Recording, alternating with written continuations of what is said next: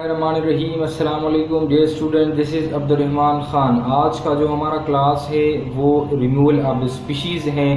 تو یہ بھی ایک ہیومن امپیکٹ ہے, ایک ہیومن ایکٹیویٹیز کی وجہ سے جو ایکو سسٹم پر اثر پڑ رہا ہے, تو وہ یہ اس میں سے ایک ریموول آف اسپیشی بھی ہے. The removal of the species from an ecosystem also affects other species. جب ہم کسی بھی ایکو سسٹم سے ایک اسپیشیز کو نکال لیتے ہیں تو یہ ادر اسپیشیز کو افیکٹ کرتی ہیں, کیونکہ ایکو سسٹم جو ہے وہ بیلنسنگ چاہتا ہے. تو اگر ہم ان میں ان بیلنسنگ لے آئے تو یہ ادر جو اسپیشیز ہوتے ہیں وہ ان کی وجہ سے متاثر ہوتے ہیں.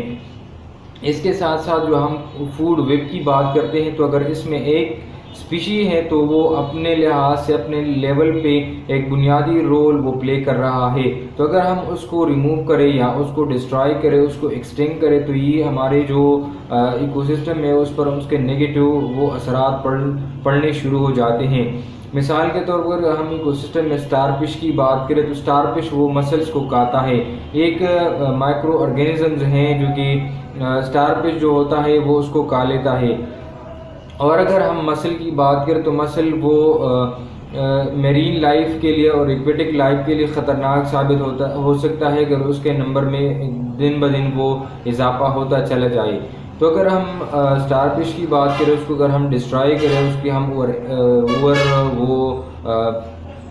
اوور ہنٹنگ کریں, اس کو تباہ کریں, تو پھر جو مسل ہوتے ہیں اس کے نمبر میں انکریزمنٹ چلی آتی ہیں اور وہ میرین لائف کے لیے وہ خطرناک ثابت ہو سکتا ہے. اور مختلف جو واٹرز ہوتے ہیں یا جو میرین لائف ہوتے ہیں اس میں پوائزن بھی پیدا کرتے ہیں اور اس کے لیے خطرناک ثابت ہو سکتا ہے. ٹھیک ہے, in ecosystem starfish eat mussel which are harmful to many other species. If starfish is removed from that ecosystem, the mussel will increase in number and they will be harmful to other species.